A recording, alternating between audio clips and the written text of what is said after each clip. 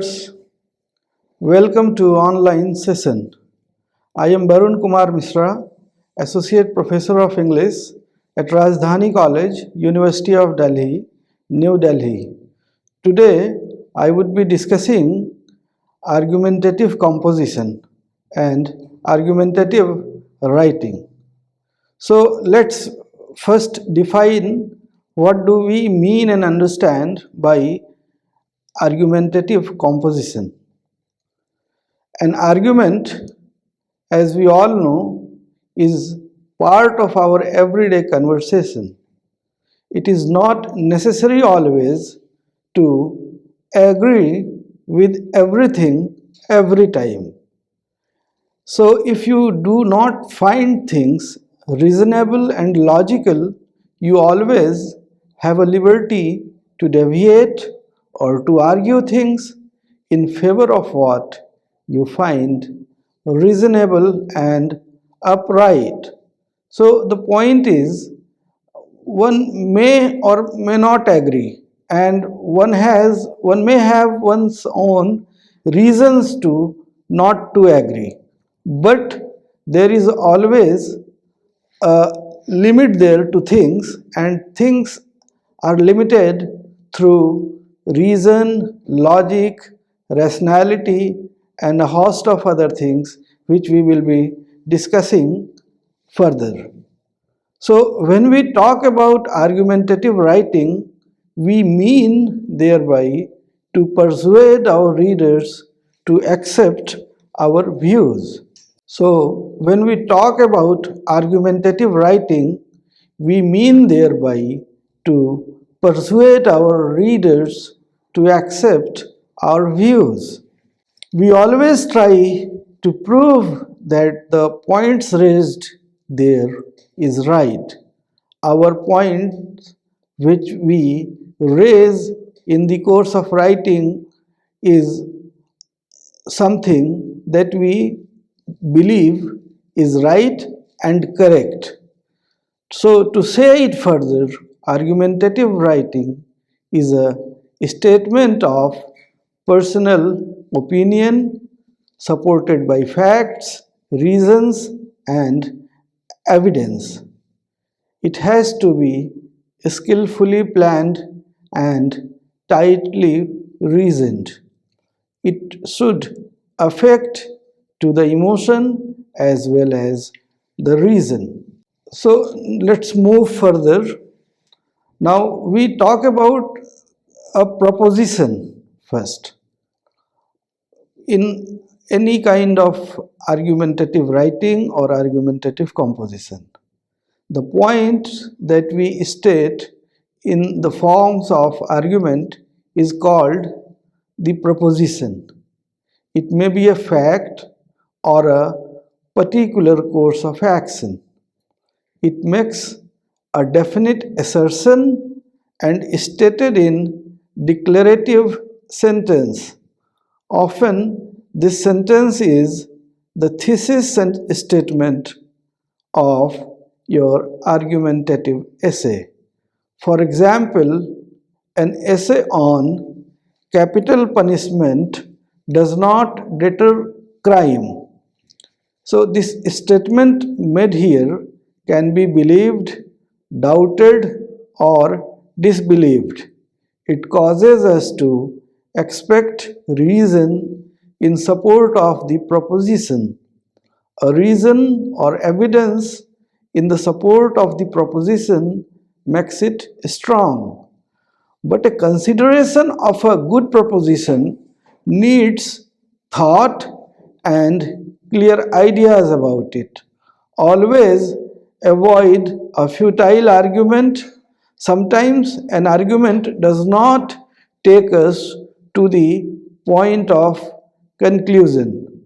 So, by and large, what we are trying to provide here is to do away with any kind of ambiguity, any kind of a confusion, and if we are taking a stand in the favor of this statement, like capital punishment does not deter crime, So whether we are in the favor of capital punishment or we are against it, and what position do we take therein, we must support it very strongly through evidence and through logical points. So when we state the proposition, proposition should have a definite meaning and be unambiguous. Sometimes a proposition, even though well phrased, requires explanation or definition of some of its terms. Your success in presentation may depend entirely on how well you can answer opposing arguments. So, your argument may be contradicted, may be challenged, may get challenged. So, therein you have to defend yourself, defend your argument well. Therefore, while preparing an argument, think carefully about what can be said against your proposition. Let's do an exercise. So, some of the following are sound, arguable propositions, others are not. Label each proposition P if it is both sound and arguable, or NP if it is not sound and arguable. Will enable you to explain your answers in a group discussion or a class discussion. The first one is Dickens's novels are too old fashioned to interest a modern reader. Second, in 1956, Don Larson pitched the only perfect game in the history of the World Series. Our high school should provide recreation rooms for juniors and seniors. You should vote for Tom Winter for class president. Capital punishment should be abolished. Let's move to the next point. So we were talking about proposition there. Now let's talk about evidence. So after formulation of proposition, gather evidence in favor of your proposition and gather sufficient evidence to prove the proposition and refute opposition views. So the important point here is what becomes an evidence, or what is it that we could use as an evidence. So there are records, facts, datas, figures, and there are different agencies which generate or which provide or they do genuine research to come to or to produce these datas and figures.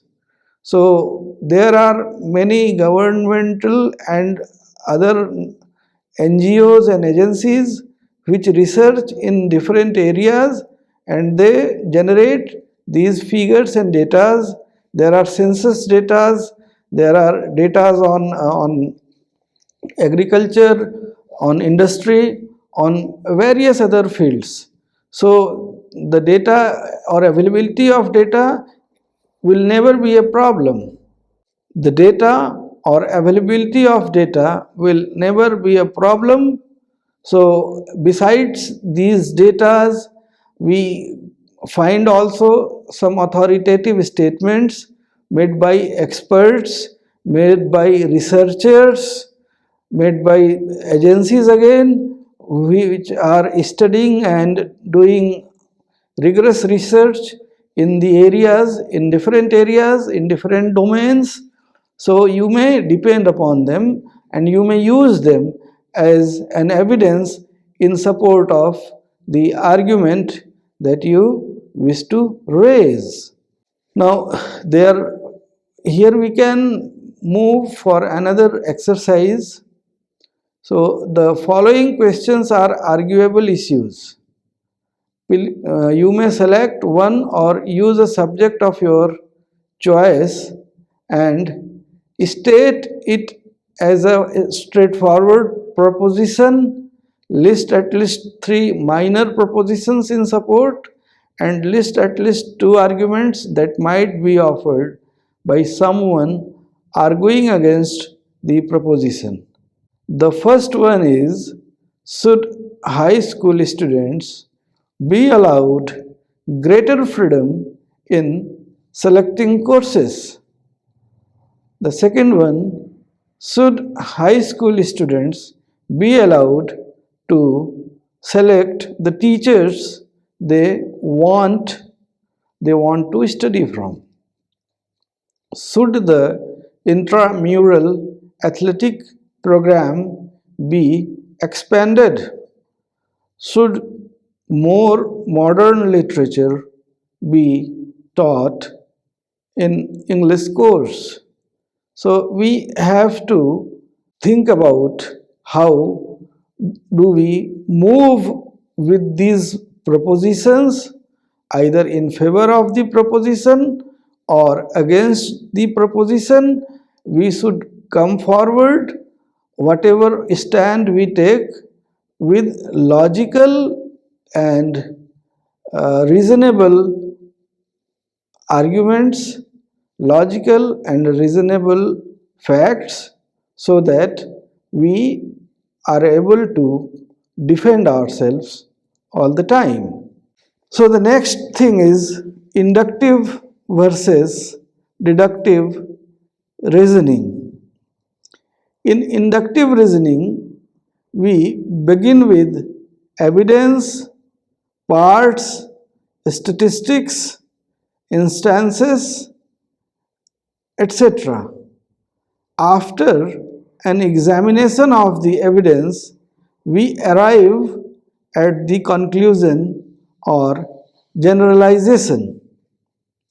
In a deductive reasoning, we start out from a generalization, and that is assumed to be true and process logically to conclusion. Here we go step by step in order to find out what was stated initially is correct, and we always try to prove that the stated argument stands correct, and these are the facts, these are the points in favor of the stated argument, the stated statement. For example, now let's elaborate it. The president of the student council of a school is impatient with the students for not cooperating with their student monitors, who are charged with keeping order in corridors, cafeteria, assembly, and at athletic events. In an address before the school, he tries to persuade the students to be more cooperative by drawing an analogy. He says that a school is like an army. Just as soldiers must they obey their officers, students must abide by their monitors. If soldiers ignore their officers' orders, the battle may be lost. Suppose students ignore their monitors' orders. In that case, the school will not function smoothly, and its educational and social programs will be affected. It is the function of an army to win battles. It is the function of a school to provide effective educational and social programs for its students. The success of a school, like the success of an army, depends upon good discipline and respect for authority. Like good soldiers, all students should obey orders. So here, this is a very positive kind of an analogy which is made in order to influence students for a positive change, for a positive attitude and a positive mode of learning. Now we will discuss analogy further. So sometimes during an argument, a person, in order to clarify a point, may use an analogy is comparison. In analogy, we compare one situation with another. By drawing an analogy of two different situations, we try to persuade about our argument, about our statements, or about what we try to prove there in our statement. So next thing we move to or towards is the syllogism. The technique used to state a deductive argument is called reasoning syllogism. It is in three parts. The first part is generalization with which the argument has its beginning. It is also called the major premise. In the second part, we find the particular situation to which the major premise is to be applied. It is called the minor premise.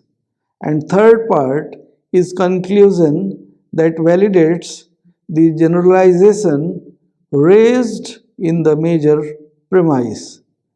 So a syllogism may also be tested by asking questions about the major and minor premise and the conclusion. Now let's move to the next point, that is propaganda.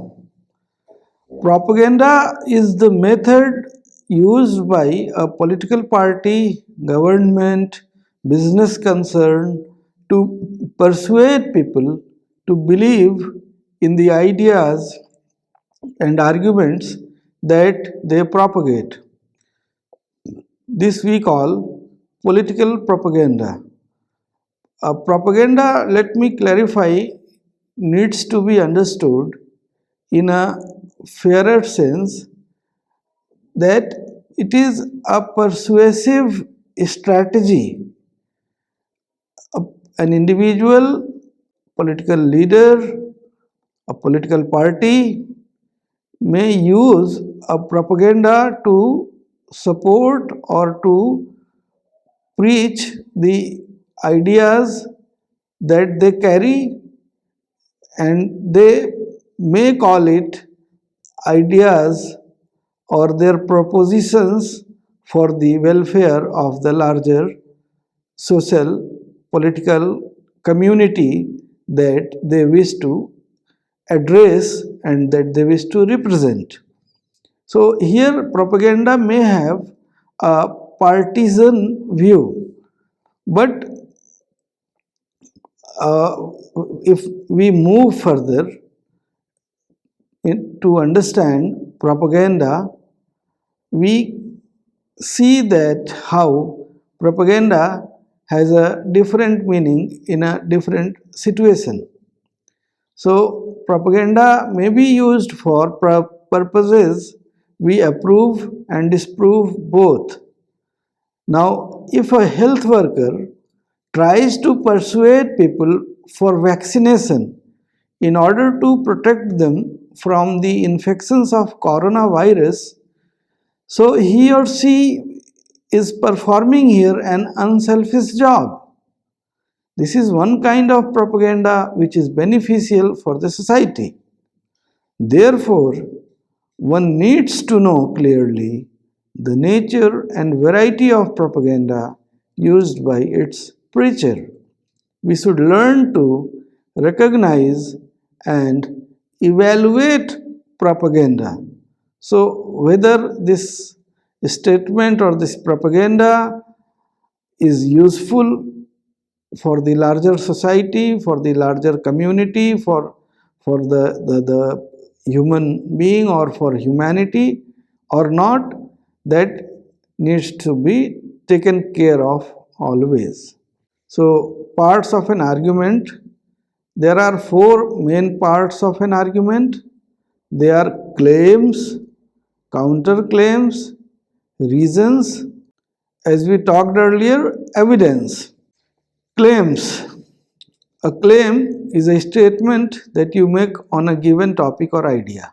There can be different ways of approaching or interpreting an idea.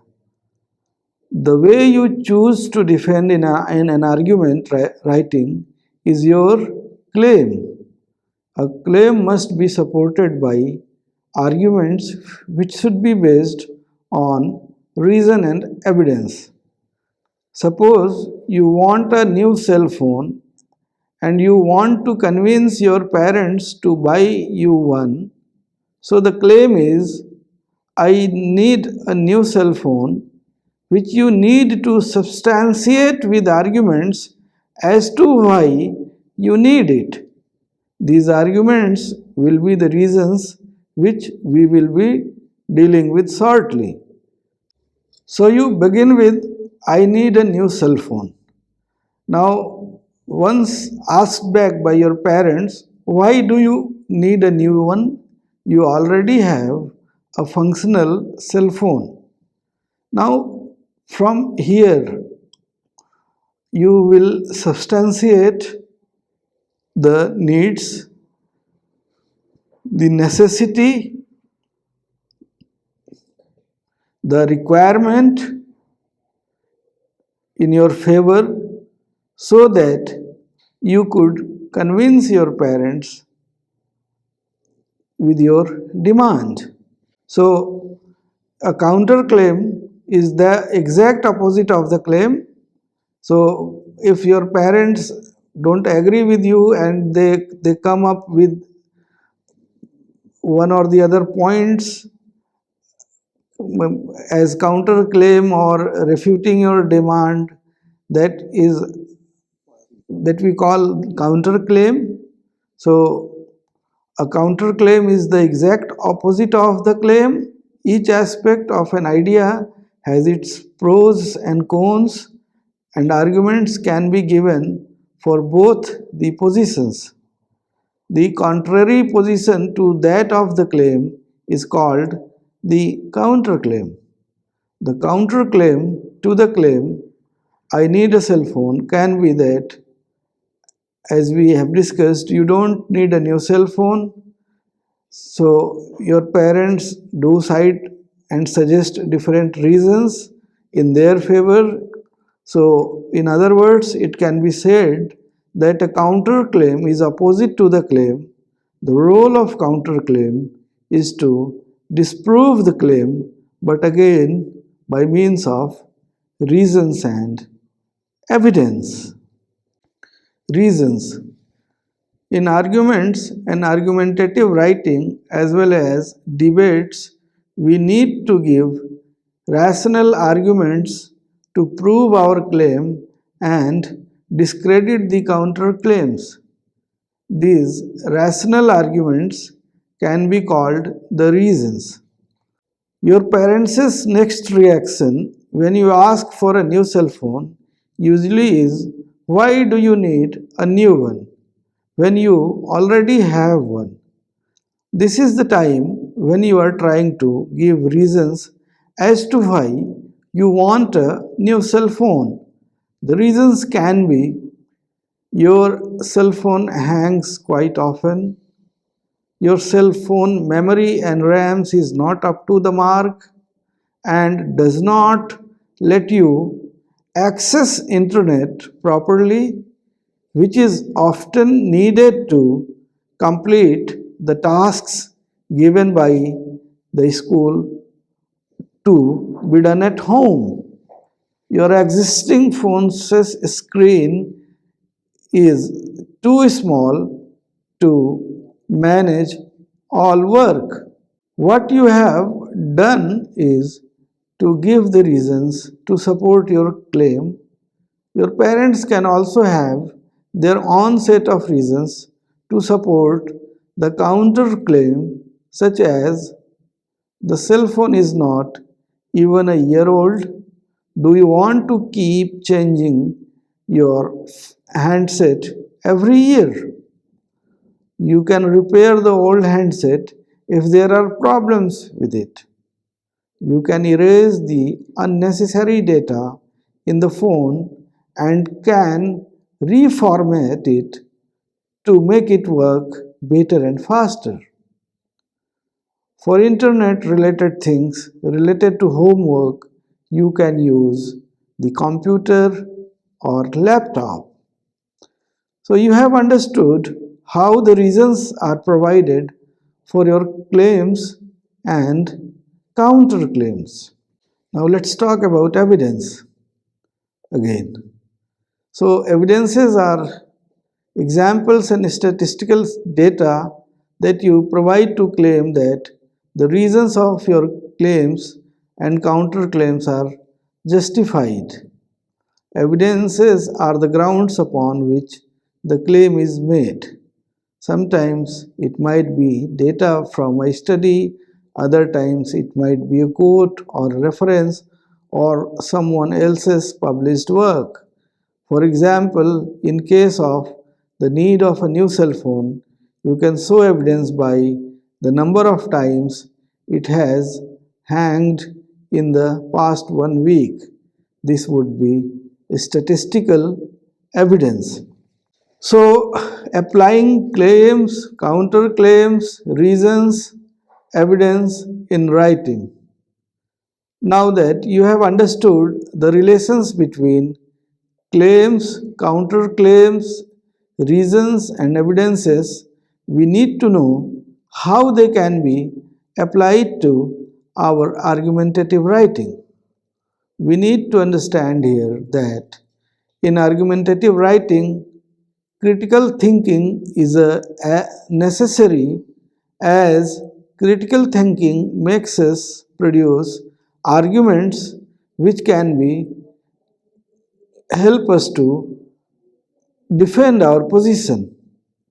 Critical thinking is the ability or intelligently it reflects upon our ability to evaluate ideas and experiences. It is the cultivation of mental discipline that allows an individual to rationally interpret, analyze, and explain rather than merely find solutions to problems.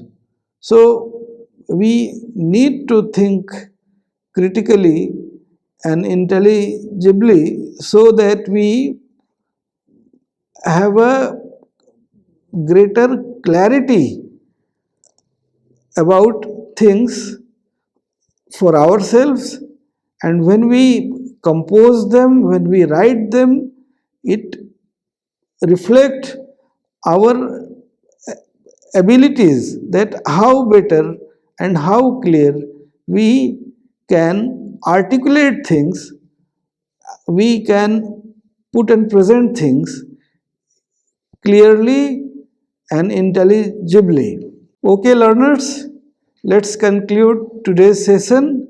I hope you have understood how to move further with argumentative composition. Thank you very much.